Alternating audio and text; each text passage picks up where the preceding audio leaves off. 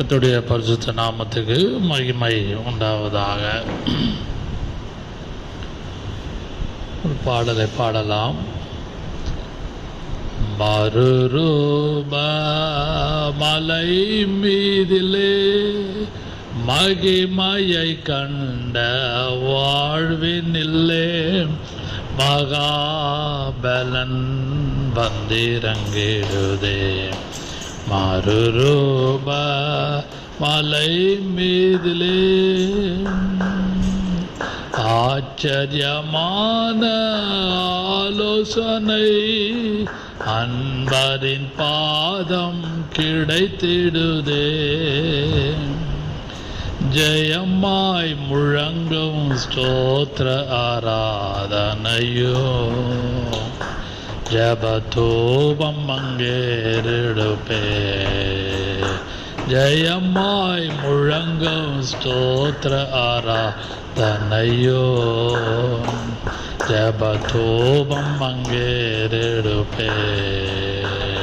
மறுரூப மலை மீதிலே மகிமையை கண்ட வாழ்வினில்லே மகாபலன் வந்திறங்கிடுதே.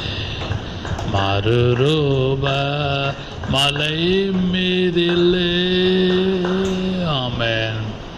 கர்த்தருடைய பரிசுத்த நாமத்துக்கு மகிமை உண்டாவதாக. மத்தேயு சுவிசேஷம் 17ஆம் அதிகாரம், மேத்யூஸ் காஸ்பல் சாப்டர் 17. அதில் அதே அதிகாரத்தில்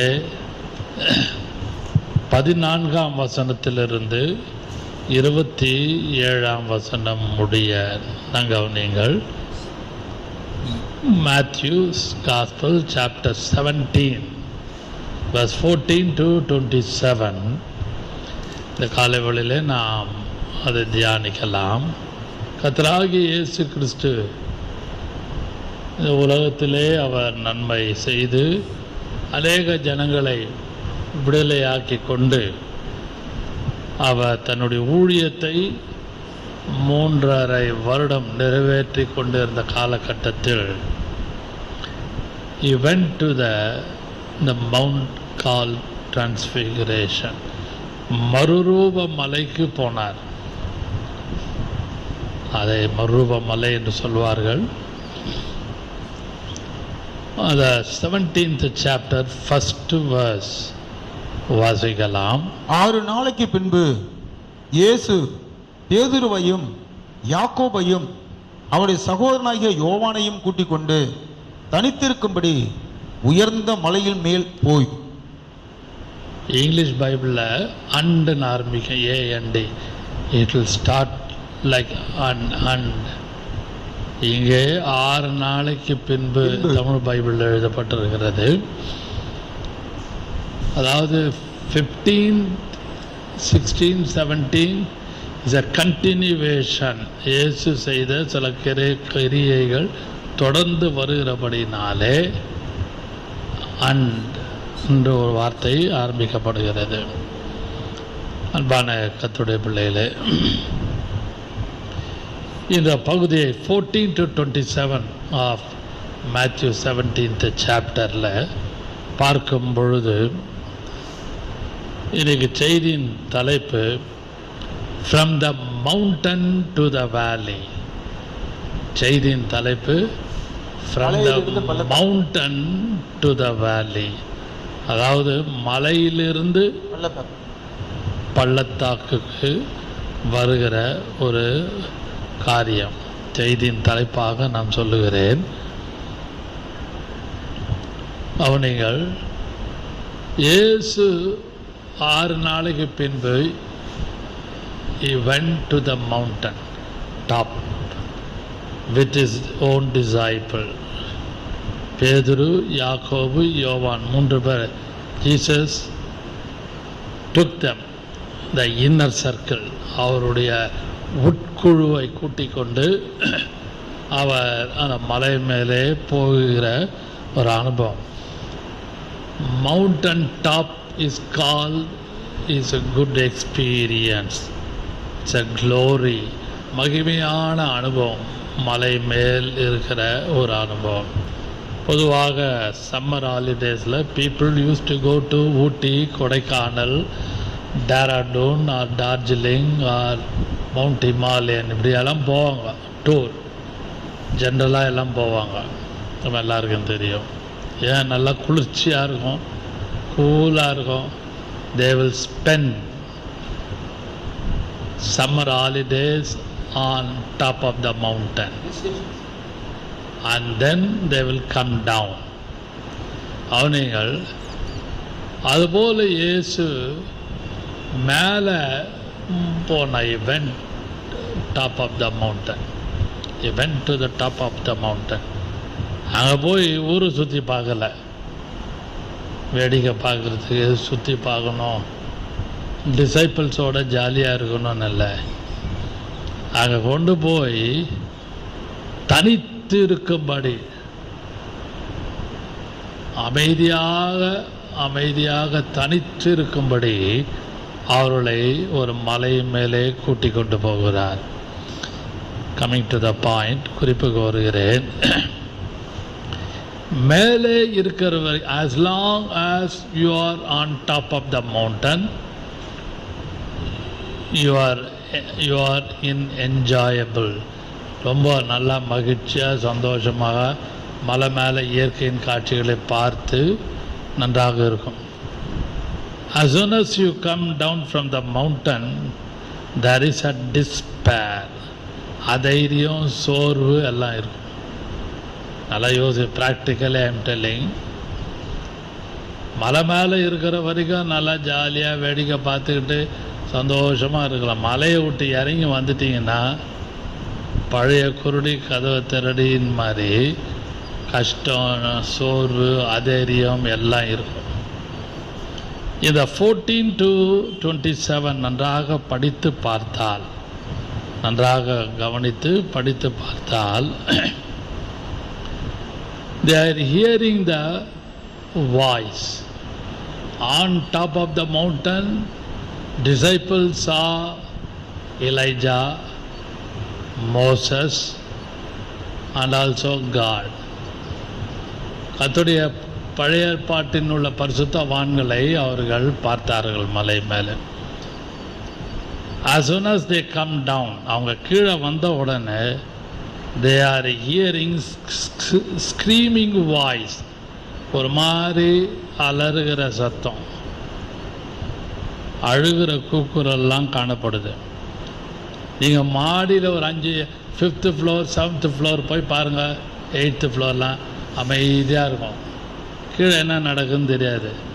நீங்கள் கீழே கிரவுண்ட் ஃப்ளோருக்கு வந்துட்டிங்கன்னா டிராஃபிக் சவுண்டு, ஜனங்க சத்தம்லாம் கேட்கும். அன்பான கர்த்தருடைய பிள்ளைகளே, இந்த பகுதியை நான் வாசித்து தியானித்து கொண்டு இருந்த பொழுது, on top of the mountain you are enjoying the presence of God. Down to the mountain you are in desperate state. ரொம்ப அதைரியமான சூழ்நிலை. இந்த பகுதியை நான் சற்று வாசித்து தியானித்து கொண்டு இருந்தேன். 17ஆம் அதிகாரம் 14 to 27, வாய்ஸ் ஆஃப் ஸ்க்ரீமிங், அலறுகிற சத்தம் அங்கே காணப்படுது. 17, 9 and 14 வாசிங்க. 17ஆம் அதிகாரம் மத்தேயு 9ஆம் வசனம் 14வது வசனத்தை வாசிக்கலாம். அவர்கள் மலையிலிருந்து இறங்குகிற போது இயேசு அவர்களை நோக்கி, மனுஷகுமாரன் மரித்தோரிலிருந்து எழுந்து, கவனிங்கள், மலையில் இருந்து இறங்குகிற போது, அதான் குறிப்பு பாயிண்ட் எனக்கு. 14 வாசியுங்கள். அவர்கள் ஜனங்களிடத்தில் வந்தபோது, as soon as they came down, கீழே இறங்கி வந்த உடனே ஒரு மனுஷன் அவர்களிடத்தில் வந்து அவர் முன்பாக முழங்கால் படியிட்டு, ஆண்டவரே, என் மகனுக்கு இறங்கும், அவன் சந்திர ரோகியாய் கொடிய வேதனைப்படுகிறான், அடிக்கடி தீயிலும் அடிக்கடி ஜலத்திலும் விடுகிறான், அவனை உம்முடைய சீஷர்களிடத்தில் கொண்டு வந்தேன், அவனை சுஸ்தமாக்க அவர்களால் கூடாமல் போயிற்று என்றான். After the enjoying the presence of God. கவனிங்கள், Jesus and his 3 disciples are the inner circle. They were enjoying the presence of God on top of the mountain. மலை மேலே அவர்கள் கர்த்தருடைய பிரசன்னத்தை மகிழ்ச்சியாக சந்தோஷமாக அனுபவித்தார்கள். அதுபோல் நீங்களும் நானும் while we will be while we are in the presence of God, or while we are praying or reading the word of God, automatically we are on top of the mountain. Can you understand? புரியுதுன்னு நினைக்கிறேன். எவ்வளவு ஜெபிக்கிறோமோ, எவ்வளோ வேதத்தை படிக்கிறோமோ, எவ்வளோ நீங்கள் ஜெபம் பண்ணுறதுக்கு கர்த்தருடைய சமூகத்தில் ஸ்பெண்ட் பண்ணுறீங்களோ, நீங்கள் மலை மேலே இருக்கிற அனுபவம். Hallelujah. You are top of the mountain. நீங்கள் நல்லா ஜெபம் பண்ணி பாருங்கள், நல்ல சந்தோஷமாக மகிழ்ச்சியாக இருக்கும். If you keep on reading the word of God, keep on praying to God, that is a beautiful experience. You are enjoying the presence of God on top of the mountain. I hope you are all catch my point. ஆனால் ஜபத்தை முடித்துவிட்டு வேதத்தை மூடி வைத்துவிட்டு வீட்டு காரியங்களையோ பிஸ்னஸையோ ஊழியத்தையோ அல்லது நம்மளுடைய அன்றாட வாழ்க்கைக்காக நாம் நம்மளுடைய spiritual acting, spiritual attitude, spiritual duties எல்லாம் ஆஃப்டர் தட் முடிந்த பின்பு we are facing the problem. ஜெபம் பண்ணி முடிச்சாச்சு, வேதத்தை படித்து முடிச்சாச்சு. After we coming out from the presence of God, அந்த சமூகத்தை விட்டு வெளியே வந்துடுறோம். இமீடியட்டாக டெய்லி அந்த வேலி அதில் நம்ம என்ன பண்ணுறோம், ப்ராப்ளத்தை facing daily problem. I hope you are all understand. இதை பார்த்து கேட்டுக்கொண்டிருக்கிற யாரானாலும் எவ்வளோ ஜெபம் பண்ணுறோமோ, எவ்வளோ வேதத்தை படிக்கிறோமோ, we are on top of the mountain. அதை முடித்துட்டு கீழே கர்த்தருடைய சமூகத்தை முடித்துட்டு வேதத்தை படித்து முடித்த பிறகு we are facing the daily problem. Daily ப்ராப்ளத்தை சந்திக்கிறோம். ஆனால் other side of the coin we are on top of the mountain. நல்லா யோசிங்கள். I am telling very practical point. இந்த சம்பவத்தை நான் படித்து கொண்டிருக்கும் பொழுது அவங்க எல்லாம் Jesus and disciples were coming down from the mountain, leaving the presence of God and coming down. கர்த்தருடைய சமூகத்தை விட்டுட்டு கீழே இறங்கி வராங்க. Immediately people came to Jesus. அவர்கள் ஜனத்திடத்தில் வந்த பொழுது, who are they? Jesus and disciples. அவங்கெல்லாம் ஜனங்கிட்ட வந்த உடனே ஒரு மனுஷன் ஓடி வரான். First point, freeing the child. Amen. 14 to 21 வரைக்கும் வாசித்து பார்த்தீங்கன்னா நல்லா தெரியும். freeing the child, அந்த வசனத்தை வாசிக்கலாம். 15வது வசனம். ஆண்டவரே, என் மகனுக்கு இறங்கும். என்னுடைய மகனுக்கு இறங்கும். அவன் சந்தர ரோகியாய் கொடிய வேதனைப்படுகிறான். அடிக்கடி தீயிலும் அடிக்கடி ஜலத்திலும் விழுகிறான். அவனைகள் அடிக்கடி தீயிலும் அடிக்கடி ஜலத்திலும் விழுகிறான். அது சம்திங் லைக் இந்த அது எப்படி தமிழில் நல்லா சொன்னால் விளங்க முடியா, இந்த காக்கா வலின்னு வாங்க, காக்கா வலிப்பு சம்திங் அது அப்படியே இருக்கும். அதுதான் சந்திர யோகம். அவன் சொல்லுகிற ஒரு வார்த்தை, சந்திர யோகியாய் கொடிய வேதனைப்படுகிறான். அவனை அடிக்கடியாக தீயிலும் ஜலத்திலும் விழுகிறான். ப்ளீயிங் ஆஃப் த ஃபாதர், அந்த தகப்பன் அப்படியே அழுகிறான் இயேசுகிட்ட. freeing the child. First point 14 to 21 வாசித்து பாருங்க. freeing the child, pleading of the father. அந்த தகப்பன் அப்படியே, ஆண்டவரே என் பையனுக்கு இப்போ ஏற்பட்ட கொடிய வியாதி இருக்கிறது, I want freeness, I want deliverance, I want freeness, total freedom. அதுபோல் இன்றைக்கு நீங்களும் நானும், although we are saved and born again and speaking in tongues and doing ministry, yet we are in trouble. We are in trouble. We want some freedom. நல்லா Bible படிக்கிறேன், நல்லா ஜெபம் பண்ணுறேன், ஆனாலும் we don't have some freedom in our personal, in our spiritual, in our family matter, regarding our children, regarding our job, regarding our future. If you sit and analyze, உட்காந்து யோசித்து படித்து யோசித்து பாருங்க, ஆண்டவரே என்னுடைய மகனுக்கு இரங்கும் ஐயா, அல்லது எனக்கு இரங்கும் ஐயா. நம்ம எல்லாரும் நன்றாக வசனம் நன்றாக தெரியும். we know we are blood washed people, yet we need some freeness. ஒரு freeness வேணும். always something else disturbing our mind, always something else disturbing our heart, disturbing our soul, inner man, disturbing our family, disturbing our going and coming. நமக்கு ஒரு freedom இல்லையே என்று யோசிக்கிறோம். அதான் யோசிங்க, நான் சொல்கிறது உண்மையாகவே for some people it's a practical utterance. சும்மா ஏதோ படிக்கணும், அப்படி படிச்சுட்டு வந்து அப்படி ஏதோ மனப்பாடமாக ஒப்பிக்கணும்னு இல்லை.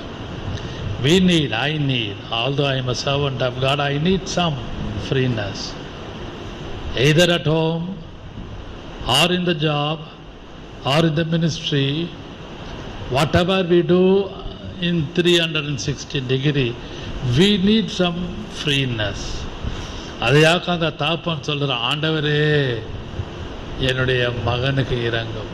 கொடிய வேதனை, அந்த வியாதி அவனை தண்ணீரிலும் ஜலத்திலும் தள்ளுகிறது. plea of the father. அந்த இடத்துல அந்த 15ஆம் வசனத்திலிருந்து நன்றாக படித்து பார்த்தால், இயேசு இந்த 16ஆம் வசனம் வாசியுங்கள், 17. இயேசு பிரதியுத்தரமாக, 18ஆம் வசனம், இயேசு பிசாசை அதட்டினார், உடனே அது அவனை விட்டு புறப்பட்டது. இயேசு பிசாசை அதட்டினார், உடனே immediately அது அவனை விட்டு புறப்பட்டது. அந்நேரமே அந்த இளைஞன் சுஸ்தமானான். ஹல்லேலூயா. That is called the power of Jesus. freeing the child. அந்த முதல் பாயிண்டில் அதில் ஒரு சின்ன குறிப்பு, முதல் குறிப்பு plea of the father, ரெண்டாவது குறிப்பு power of Jesus. வசனம் சொல்லுகிறது அந்த இடத்துல, இயேசு பிசாசை அதட்டினார், உடனே அது அவனை விட்டு நீங்கிற்று. ஹல்லேலூயா. நீங்களும் நானும் அந்த தகப்பன் செய்தது போல மன்றாடி, plea of the father, மன்றாடி கர்த்தரிடத்திலே நம்மளுடைய பலவீனங்கள், நம்முடைய குறைகள், நம்மளுடைய நாம் ஏதோ எங்கேயோ கட்டப்பட்டு bounding, we are bound by something else, ஏதோ கட்டப்பட்ட சூழ்நிலையில் இருக்கலாம். பேய், பிசாசு, மந்திரம், பில்லி, சூன்யம், அந்த குறிப்பை நான் பேசவில்லை. ஜெபிக்கிற நாம், ஊழியம் செய்கிற கர்த்தருடைய பிள்ளைகள், விசுவாசிகள், whoever may be, you are in the Lord, you are speaking in tongues, நல்ல ஆவினால நிறைஞ்சு பண்ணி, ஆனாலும் ஒரு விடுதலை இல்லை, ஒரு ஃப்ரீனஸ் இல்லை. ஒரு விடுதலை இல்லையே, ஃப்ரீனஸ் இல்லையே அப்படின்னு போய் அந்த plea of the father, அந்த தகப்பன் செஞ்சது போல கர்த்தரிடத்திலே மன்றாடி சொல்லும் பொழுது, you can enjoy or you can feel the power of Jesus. இயேசுடைய வல்லமையை நீங்கள் அந்த இடத்துல உணர முடியும். மனைவிகிட்ட சொன்னால் பிரயோஜனம் இல்லை, புருஷன்கிட்ட சொன்னால் பிரயோஜனம் இல்லை, பிள்ளைங்க அல்ல தட்டுவாங்க, யாருமே நமக்கு ஒத்தாசை கிடையாது உலகத்தில் உயிரோடு இருக்கிற வரைக்கும். ஆனால் if you go to Jesus, அந்த தகப்பன் என்ன பண்ண, ஆண்டவரே என் மகனுக்கு இறங்கும், அதான் plea of the father, the power of Jesus. உடனே அவனை விட்டு நீங்கிற்று. இயேசு பிசாசை அதட்டினார். நமக்குள்ளே விடுதலை இல்லாத காரியத்தை கொண்டு போய் கர்த்தருடைய சமூகத்தில் வைக்கும் பொழுது இயேசு அதட்டி நம்மை சுஸ்தப்படுத்துவாராக. ஆமென். ஹல்லேலூயா. ஹல்லேலூயா. இந்த இடத்துல இந்த 14 to 21 படிச்சீங்கன்னா, மூன்றாவது குறிப்பு, அது முதல் பாயிண்ட்ல ப்ராப்ளம் ஆஃப் த டிசைபிள். இதாக படிங்கள் 17ஆம் வசனம், 14வது வசனம். அவனை உம்முடைய சீஷர்களிடத்திலே கொண்டு வந்தேன், அவனை சொஸ்தமாக்க அவர்களால் கூடாமல் போயிற்று என்றார். 17. இயேசு பிரதியுத்தரமாக, விசுவாசம் இல்லாத மாறுபாடுள்ள சந்ததியே, எது வரைக்கும் நான் உங்களோடு, விசுவாசம் இல்லாத மாறுபாடு உள்ள சந்ததியே, எது வரைக்கும் நான் உங்களோடு இருப்பேன், எது வரைக்கும் உங்களிடத்திலே பொறுமையா இருப்பேன், அவனை என்னிடத்திலே கொண்டு வாருங்கள் என்றார். இதில் ஒரு பாயிண்ட் இருக்குது, நல்லா விளையுங்கள். Plea of the father, power of Jesus, problem of the disciple. அந்த ப்ராப்ளம், இயேசுடைய சீஷர்களுக்கு இருந்த பிரச்சனை என்ன? they don't have faith. Yes. Although they ate with Jesus, although they slept with Jesus, although every day they were going with Jesus, although they were seeing the miracles of Jesus, but they don't have faith. அதனால தான் இயேசு என்ன சொன்னார்? மாறுபாடு உள்ள சந்ததியே, விசுவாசம் இல்லாத. அப்படியானால் என்ன? You may be a disciple of Jesus. I am not telling about the full-time workers. You may be a disciple of Jesus. இயேசு என்ன சொன்னார்? நீங்கள் உலகமெங்கும் புறப்பட்டு போய் சகல ஜாதியும் சீஷராக்கி, make them disciple, not to make them pastors and deacons. Make them disciples. அதுபோல நீங்களும் நானும் we are disciples. What is the problem here? இங்கே என்ன பிரச்சனை? உம்முடைய சீஷர்கள், வசனம் சொல்லுது, அவனை சுஸ்தமாக்க அவர்களால் கூடாமல் போயிட்டு. We know the word of God. We know that we are a very regular church goers. We know the presence of God. We are enjoying the presence of God. They were with Jesus on top of the mountain. We are also with Jesus always, either in the morning, afternoon, or evening, or in the night. இயேசுவோடு மேலே மறுரூப மலையில் இருந்தான். Amen. They saw Moses, they saw Elijah, they saw also God. அதை படிச்சிங்கன்னா நல்லா தெரியும். அந்த 2ஆம் வசனத்தை 3ஆம் வசனம் வாசிங்கள். அப்பொழுது மோசேயும் எலியாவும் அவரோடு பேசுகிறவர்களாய் அவர்களுக்கு, they hear the voice of the Trinity almost, God, Jesus, and also Old Testament people, Moses and Elijah. இவங்க பேசுகிற சத்தம் கேட்டது. நீங்களும் நானும் வேதத்தை படிக்கும் பொழுது, ஜெபிக்கும் பொழுது, sometimes, always we are hearing his voice, always. ஆனாலும் இயேசு அநேக விசுவாசிகளை பார்த்து கொண்டிருக்கிற உங்களோடு வேதம் என்ன சொல்லுகிற, கர்த்தர் என்ன சொல்லுகிறார்? விசுவாசம் இல்லாத மாறுபாடு உள்ள சந்ததி. அப்படியானால் ரட்சிக்கப்பட்டோம், ஞானசானம் எடுத்தோம், அபிஷேகம் பண்ணப்பட்டோம், yet we don't have faith. நமக்கு எந்த விதமான விசுவாசம் இல்லை. யோசிங்கள். Oh, are we praying? Yes, we are praying. Are we going to the church? Yes, we are going to the church. Yes, we are putting offering into the box. Yes, we are putting offering into the box. Also, you may be a regular tithe payer. நல்ல தசம்பாக regular ஒழுங்காக கொடுக்கலாம். ஆனால் பாட்டு பாடலாம், ஜெபம் பண்ணலாம். ஆனாலும் விசுவாசம் இல்லாத மாறுபாடு உள்ள சந்ததி. we need faith. அந்த விசுவாசம் நமக்குள்ளே காணப்பட வேண்டும். இருக்குதான்னு யோசிங்க. அதையாக்க இயேசு கீழே சொல்றார், 20ஆம் வசனம் வாசிக்கலாம். அதற்கு இயேசு, உங்கள் அவிசுவாசத்தினாலே தான். கடுகு விதையளவு விசுவாசம் உங்களுக்கு இருந்தால் நீங்கள் இந்த மலையை பார்த்து இவ்விடம் விட்டு அப்புறம் போ என்று சொல்ல அது அப்புறம் போம், உங்களால் கூடாத காரியம் ஒன்றும் இராது என்று மெய்யாகவே உங்களுக்கு சொல்லுகிறேன். You need something like a mustard seed of faith. கொஞ்சம் கடுகளவு உள்ள விசுவாசம். சும்மா ஒரு டாட் கடுகு ஒன்று கையில் எடுங்களேன், சின்னதாக இருக்கும், ஒரு சின்ன புள்ளிமா, அது எடுங்களேன். அந்த விசுவாசம் இல்லையே என்றார். லீஸ்ட் அந்த கொஞ்சம் விசுவாசம் கூட இல்லையே. அன்பான கர்த்தருடைய பிள்ளைகளே, plea of the Father, power of Jesus, problem of the disciple. அந்த ஃபஸ்ட்டு பாயிண்டில் freeing the child. ரெண்டாவது மெயின் பாயிண்டில் பார்க்கும் பொழுது வாசிக்கலாம். 22ஆம் வசனம், 23வது வசனம். அவர்கள் கலிலேயாவிலே சஞ்சரிக்கும் பொழுது இயேசு அவர்களை நோக்கி, மனுஷகுமாரன் மனுஷர் கைகளிலே ஒப்பு கொடுக்கப்படுவார். மனுஷகுமாரன் மனுஷர் கையிலே ஒப்பு கொடுக்கப்படுவார்.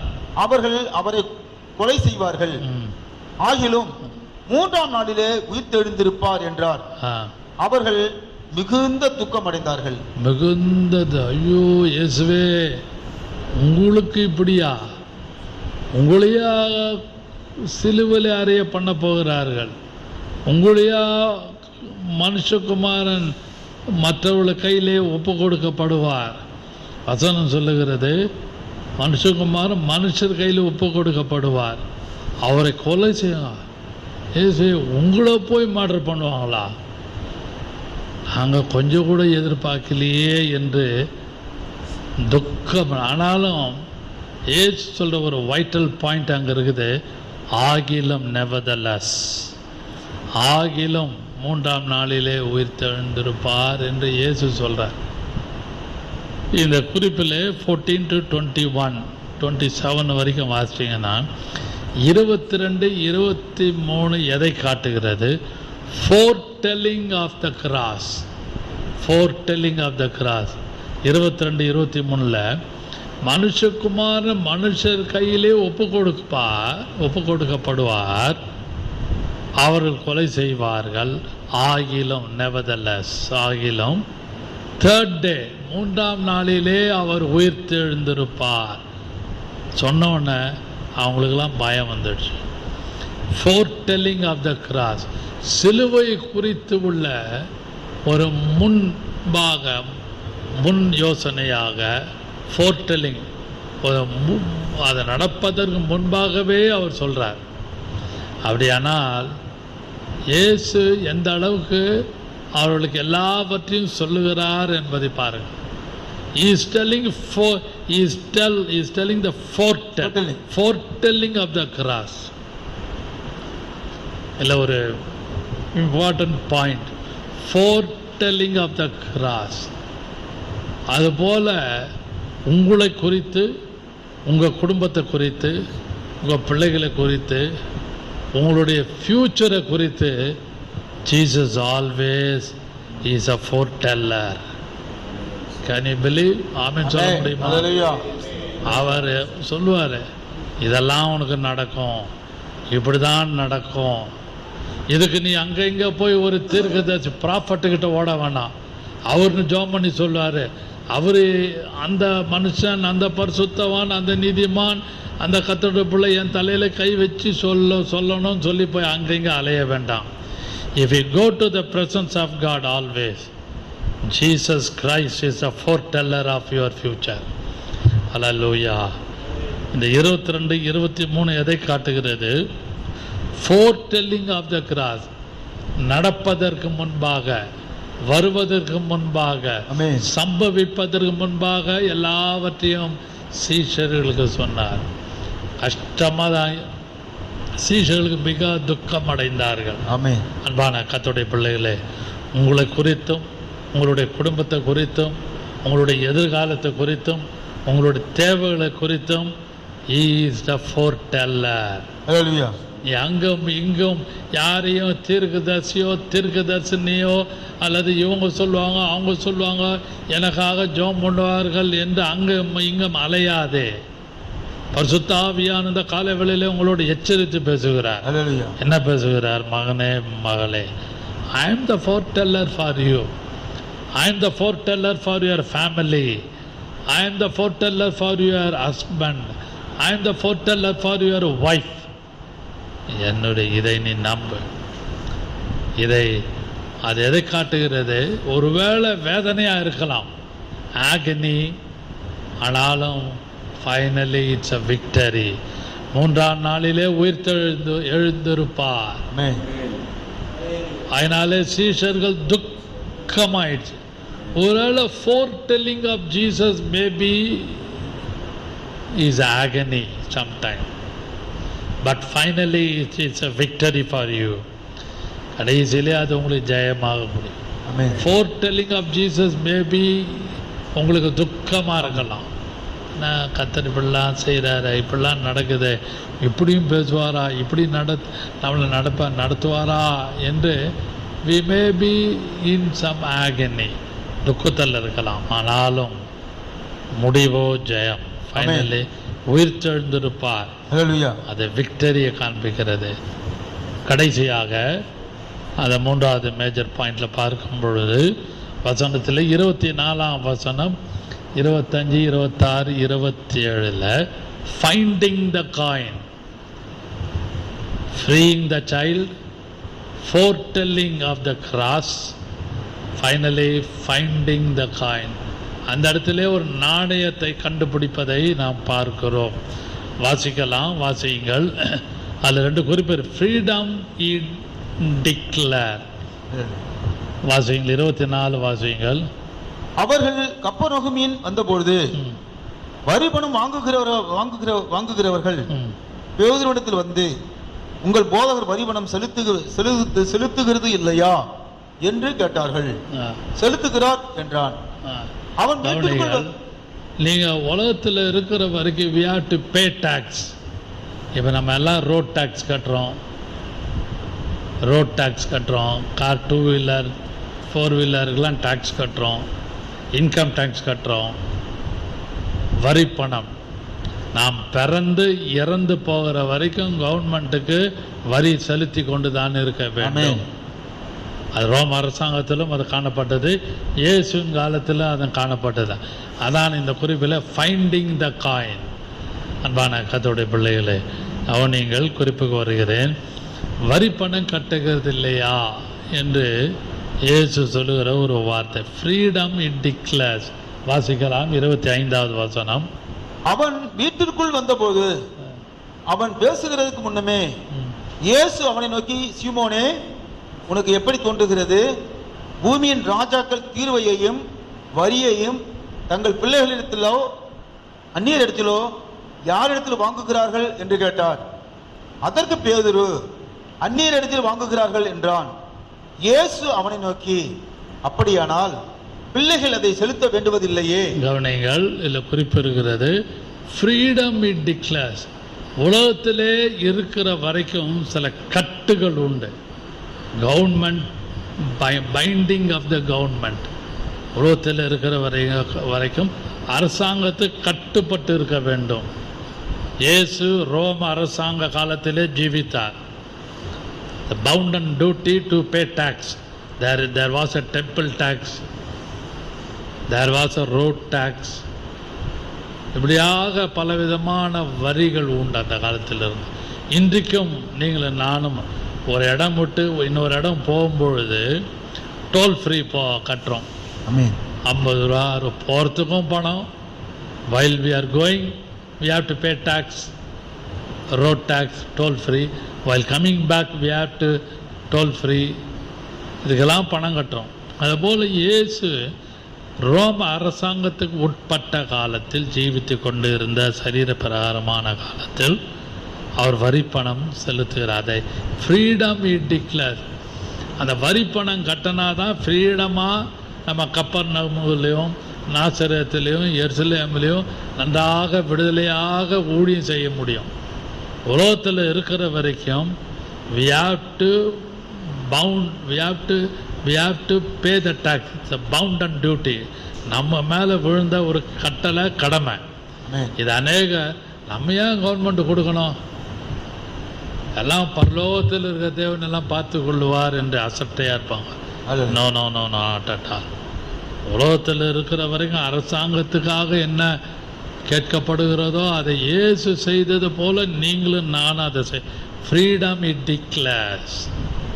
அன்பான கர்த்தருடைய பிள்ளைகளே, 3 காரியத்தை நான் முக்கியப்படுத்தினேன். Freeing the child. மறுரூபமலை ஒரு அனுபவம். while we were on top of the mountain, மலை மேலே இருக்கிற வரைக்கும் பிரச்சனை இல்லை. நல்லா ஜில்லுன்னு காற்றடிக்கும், குளிர்ச்சியாக இருக்கும், நல்லா இருக்கும். கீழே வந்துட்டீங்க, பூமிக்கு கீழே வந்து மேலேருந்து இறங்கிட்டிங்கன்னா வேர்க்கும், அனலாக இருக்கும், கஷ்டமாக இருக்கும். அதுபோல் if you are in the presence of God you are enjoying very cool and very calm in the presence of God. as soon as you come out, அதை விட்டு வெளியே வரும்பொழுது அது நம்ம டெய்லி ப்ராப்ளத்தை நம்ம சந்திக்கிறோம். நீங்களும் நானும் நன்றாக விளங்கிக் கொள்ள வேண்டும். அந்த சம்பவத்தில் தான் இயேசு இறங்கி கீழே வந்து ஜனங்களோடு இருக்கும்பொழுது தான் சம்பவம் நடக்கிறது. 14 to 27 வரைக்கும் நாம் வாசித்தோம். Freeing the child, foretelling the cross, finding the coin. 3 காரியத்தை மனதில் வச்சுங்க. Freeing the child. என்னென்ன விடுதலை வேண்டுமோ இயேசுகிட்ட கேளுங்க. foretelling the cross, சிலுவை குறித்து அவர் முன்னமே சொல்லிட்டார். அதுபோல் உங்களை குறித்து about your future, about your financial condition, about your family matter, about your children, about your daughter, about your personal affair, everything. Amen. Jesus is a foreteller. அதை கர்த்தரிடத்திலே கேட்டு விசாரியுங்கள். கர்த்தர் உங்களை ஆசீர்வதிப்பாராக. Finally finding the coin.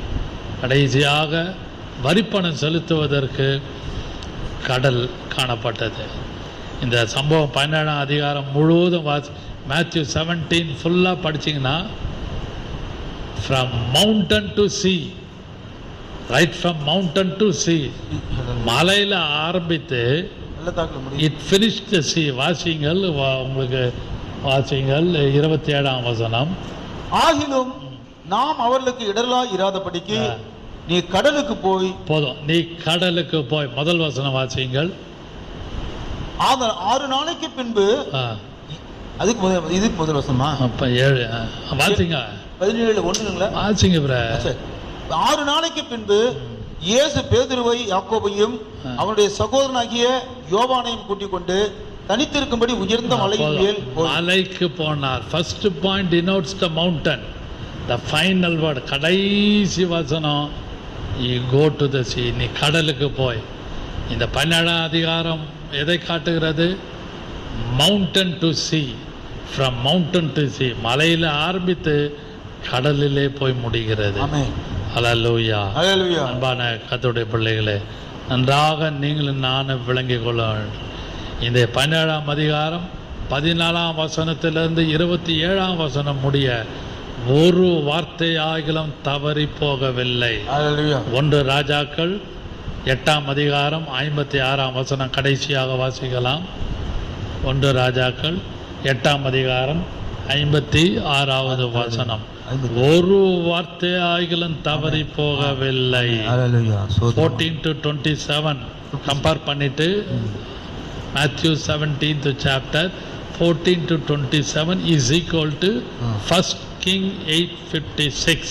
வாசிங்க. தாம் வாக்குத்தத்தம் பண்ணினபடியெல்லாம் தம்முடைய ஜனமாகிய இஸ்ரவேலுக்கு இளைப்பாறுதலை அறின கர்த்தருக்கு தோத்திரம். அவர் தம்முடைய தாசனாகிய மோசையை கொண்டு சொன்ன அவருடைய நல் வார்த்தைகள் எல்லாம் குட் வேர்சஸ், நல் வார்த்தைகள் எல்லாம் ஒரு வார்த்தையானாலும் தவறி போகவில்லை. நாட் ஃபெயில்ட், ஒரு வார்த்தையாயிலும் தவறி போகவில்லை. அல்லேலூயா. மலையிலிருந்து இறங்கி வந்த கர்த்தர் 14ஆம் வசனத்திலிருந்து 27ஆம் வசனம் முடிய ஒரு வார்த்தை கூட தவறி போகவில்லை. அதுபோல் உங்கள் வாழ்க்கையிலே கர்த்தர் ஒரு வார்த்தை கூட தவறி போகாமல் உங்களுக்காக அவர் பரிந்து பேசி காரியங்களை வாய்க்க பண்ணுவாராக. நாம் ஜெபம் பண்ணுவோம். Praise the Lord, hallelujah, hallelujah. I can hear my Savior calling. I can hear my Savior calling. I can hear my Savior calling. I'll go with him all the way. அன்பின் பிதாவே, இந்த காலை ஆராதனைக்காக நாங்கள் எங்களை தாழ்த்தி இப்படி சமூகத்தில் வருகிறோம்.